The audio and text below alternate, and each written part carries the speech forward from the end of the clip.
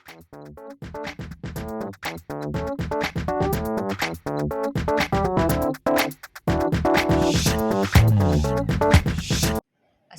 perkenalkan saya Nur Afiqah Fatah binti Azizi, nombor matrik 286044. Hari ini kami akan membincangkan tentang impak inovasi ICT dalam komunikasi pembangunan.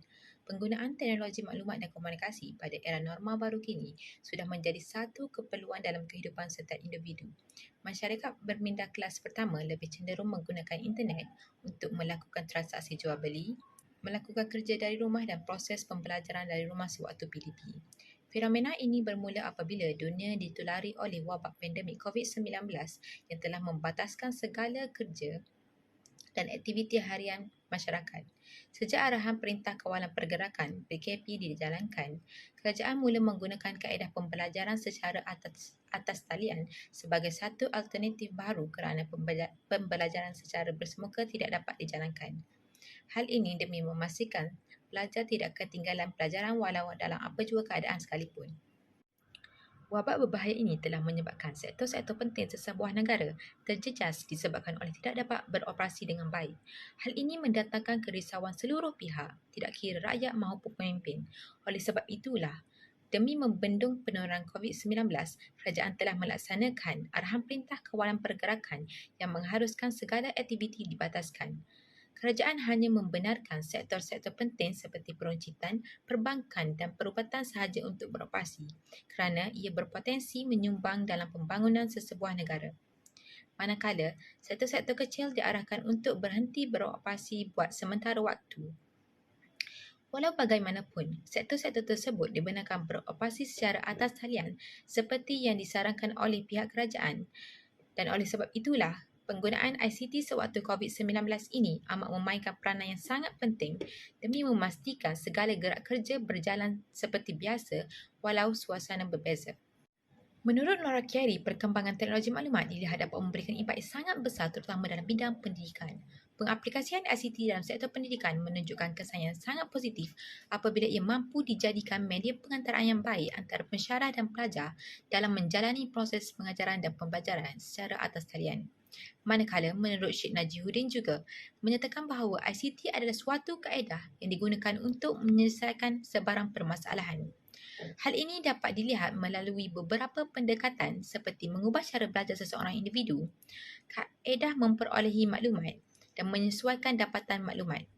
Pendekatan yang telah dinyatakan itu juga telah menjadikan ICT sebagai pengantara yang baik bagi mencapai matlamat pendidikan walaupun suatu negara dilanda pandemik COVID-19. Assalamualaikum warahmatullahi taala wabarakatuh. Saya Muhammad Acamar bin Hamzah, nombor matrik 269773. Saya akan membincangkan berkenaan dengan perubahan yang dibawa oleh teknologi komunikasi. Terdapat 3 isi penting yang akan saya bincangkan. Yang pertama adalah pendigitalan dalam sistem informasi dalam pembangunan e-kerajaan ataupun e-governments. Dapat dilihat pembangunan sistem informasi e-kerajaan ini adalah memudahkan kerajaan berinteraksi dengan rakyat. Dapat dilihat sistem e-kerajaan dapat memudahkan rakyat menerima maklumat-maklumat terkini daripada kerajaan. Yang kedua, kita lihat adalah perubahan TV digital. Dalam perubahan TV digital, kita dapat lihat TV digital pada masa kini berbeza dengan TV digital pada era tradisional yang dahulu. Terdapat 2 motif utama yang saya akan bincangkan di bawah perubahan TV digital ini adalah pertama, motif ekonomi. Dapat dilihat dari segi motif ekonomi, dari segi pengiklanan produk-produk yang dibawa oleh TV digital amatlah memberangsangkan. Yang kedua adalah dari segi motif pendidikan. Kita lihat pada masa kini pelajar-pelajar dapat menonton TV secara maya di rumah melalui TV digital yang disiarkan. Seterusnya adalah perubahan signal 4G dan 5G. Kita dapat melihat daripada perkembangan semasa terkini daripada tahun 1986 yang mana kita menggunakan signal 2G dengan 3G yang di mana kecepatan signal tersebut adalah membatasi untuk kita berinteraksi sesama lain.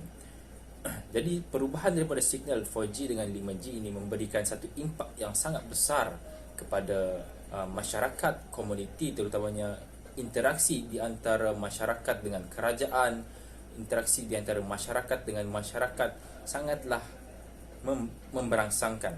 Kita dapat lihat pada masa kini pembangunan perubahan dari 4G dan 5G amat menggalakkan. Sekian, terima kasih. Nama saya Nurul Syafiqah Azwani binti Syamsuddin, nombor metrik 292022. Perubahan yang dibawa oleh teknologi komunikasi dalam pembangunan yang seterusnya ialah perubahan sosial. Seperti yang kita tahu, perubahan sosial ialah perubahan yang disebabkan oleh ketidaksesuaian antara elemen sosial yang berbeza dalam kehidupan hingga menghasilkan corak baru.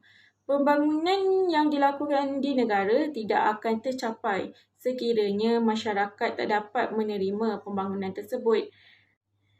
Sebagai contoh, ketika berlakunya pandemik COVID-19, kerajaan terpaksa menutup pelbagai sektor termasuklah sektor pendidikan. Hal ini menyebabkan pelajar tidak dapat belajar secara bersemuka seperti selalu. Mereka harus belajar secara atas talian. Hal ini menyebabkan mereka terpaksa berpindah ataupun berubah ke sosial yang baru. Manakala dari segi ekonomi pula, sebelum berlakunya pandemik, masyarakat lebih kepada menjual secara fizikal dan beli secara fizikal. Apabila berlakunya pandemik, pembeli dan peniaga telah berubah kepada pembelian secara atas talian dan menyebabkan ekonomi negara meningkat. Oleh itu, perubahan sosial seharusnya selari dengan pembangunan negara agar pembangunan yang dilakukan oleh pihak kerajaan dapat digunakan oleh masyarakat. Perubahan yang dibawa oleh teknologi komunikasi dalam pembangunan yang lain pula adalah perkembangan media massa. Seperti yang kita tahu, media massa memberikan setiap individu untuk menerima maklumat di dalam dan di luar negara. Contohnya, ketika berlakunya pandemik COVID-19, kerajaan menyampaikan berita ataupun maklumat mengenai COVID-19 melalui televisyen, radio dan juga akhbar. Namun, media massa telah mengalami perkembangan itu dengan menggunakan telefon bimbit sahaja. Kerajaan menggunakan aplikasi yang selalu digunakan oleh masyarakat seperti TikTok, Telegram, Facebook. Untuk itu, dengan kekurangan bilangan kes yang terkena COVID-19 akan menyebabkan ekonomi kembali seperti asal semula. Dan begitu juga dengan pelabur. Pelabur akan melabur di Malaysia dan menyebabkan pembangunan di negara semakin meningkat. Lalu Malaysia akan menjadi sebuah negara yang maju. Assalamualaikum, nama saya Muhammad Iqmal bin Hasnizam, nombor metrik 271081. Okey, hari ini saya akan membincangkan tentang sumbangan atau kesan teknologi ICT kepada komunikasi pembangunan. Umum diketahui, komunikasi pembangunan merupakan komunikasi yang menumpukan kepada pembangunan sesebuah negara. Komunikasi ini dapat membantu sesetengah pihak, terutama sekali pihak kerajaan dalam menyampaikan maklumat. Penyampaian maklumat ini boleh melalui saluran media sosial yang kini menjadi salah satu platform yang sangat baik dalam menyampaikan pelbagai maklumat. Sebagai contohnya, pada awal tahun 2019, kita dikejutkan dengan isu penyebaran COVID-19 yang memakan hampir ribuan nyawa di seluruh dunia. Sehubungan dengan itu, pihak kerajaan telah memanfaatkan teknologi ICT dalam menyalurkan maklumat kepada masyarakat. Ini kerana pada ketika itu, pihak kerajaan telah melaksanakan perintah kawalan pergerakan. Penyampaian maklumat oleh kerajaan secara terus melalui media sosial memudahkan masyarakat untuk mengetahui isu berkaitan COVID-19 dan cara pencegahannya. Oleh itu, Penggunaan ICT dalam komunikasi pembangunan sangat memberikan impak yang positif serta sumbangan kepada negara untuk terus maju pada masa hadapan. Assalamualaikum dan salam sejahtera. Nama saya Siti Aisyah binti Ramli. Nombor matrik saya 291988. Setiap individu yang bekerja selalunya perlu menyimpan maklumat ataupun projek. Jika kita imbas kembali pada masa lalu, kerajaan telah mengisytiharkan perintah berkurung. Ini menyebabkan ramai pekerja dibuang kerja ataupun diarah untuk bekerja daripada rumah. Mereka menghadapi kesukaran kerana terdapat beberapa kertas ataupun dokumen yang masih berada di pejabat. Kini semua sudah menggunakan ICT di rumah dan di pejabat. Salinan dokumen boleh disimpan dalam peranti akaun menggunakan aplikasi seperti PDF, Word dan sebagainya. Kesimpulannya, masyarakat masih boleh mengakses dokumen tersebut walaupun di rumah menggunakan gadget sahaja. Setiap masyarakat lebih kerap menggunakan teknologi dan aplikasi ICT dalam kehidupan, tidak kira sebagai seorang pekerja ataupun pelajar. Ini menunjukkan satu perubahan yang positif kepada masyarakat. Tambahan pula, setiap individu sentiasa berkomunikasi dengan individu yang lain. Hal ini kerana manusia tidak pernah berhenti bercakap ataupun berkongsi maklumat walaupun hanya sekali sehari. Komunikasi dahulu terhad kepada kawasan ataupun bulatan yang kecil. Kini dengan ICT, laman web ini telah menjadi sebuah negara dan banyak negara sehingga meliputi seluruh dunia. Semasa penutupan, orang ramai di dalam keluar kecuali apabila mereka memerlukan. Masyarakat kini boleh mengetahui aktiviti global tanpa meninggalkan rumah mereka. Menggunakan ICT seperti telefon atau komputer pribadi, orang ramai boleh menentukan sama ada satu lokasi itu selamat ataupun berbahaya, serta bilangan kes COVID-19 yang terdapat di kawasan yang berdekatan.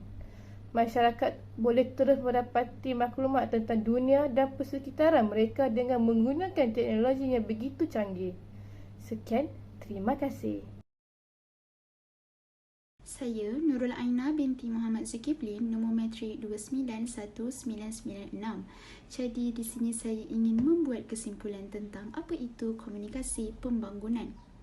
Komunikasi pembangunan adalah salah satu proses untuk mewujudkan kesedaran dalam diri masyarakat tentang kepentingan penglibatan mereka dalam program-program pembangunan. Komunikasi pembangunan juga ialah proses berkomunikasi dengan masyarakat umum tentang keperluan dan potensi peranan mereka dalam program pembangunan tertentu. Kesimpulannya, bidang komunikasi pembangunan secara umum sekadar pengenalan kepada satu disiplin ilmu komunikasi yang sangat penting.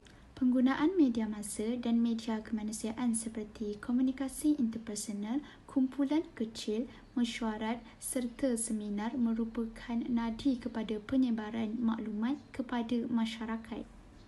Konsep pembangunan merujuk kepada keadaan fizikal dan bukan fizikal yang merubah ke arah yang lebih baik dalam keadaan lain.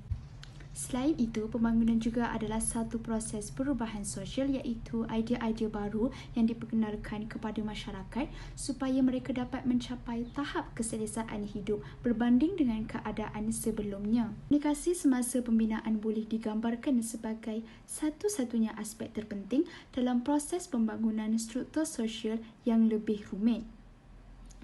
Pembangunan sosial, nilai kemasyarakatan, perubahan norma, budaya, sikap dan pendirian ke arah pemodenan adalah semua perkara yang diambil kira dalam konteks ini dan bukannya pembangunan penduduk yang sihat dan stabil dari segi fizikal. Oleh itu, komunikasi bersifat dinamik dan disesuaikan dengan keperluan masyarakat dan aspirasi nasional.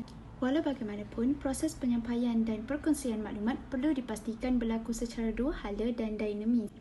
Hal ini dikatakan demikian kerana sesebuah kejayaan sesuatu program pembangunan banyak bergantung kepada tahap penyertaan dan penglibatan sesebuah masyarakat dalam perancangan program pembangunan.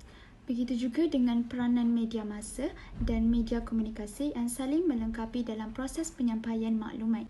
Sehubungan dengan itu, dapat dikatakan bahawa komunikasi pembangunan merupakan komunikasi yang sangat penting kepada seluruh masyarakat.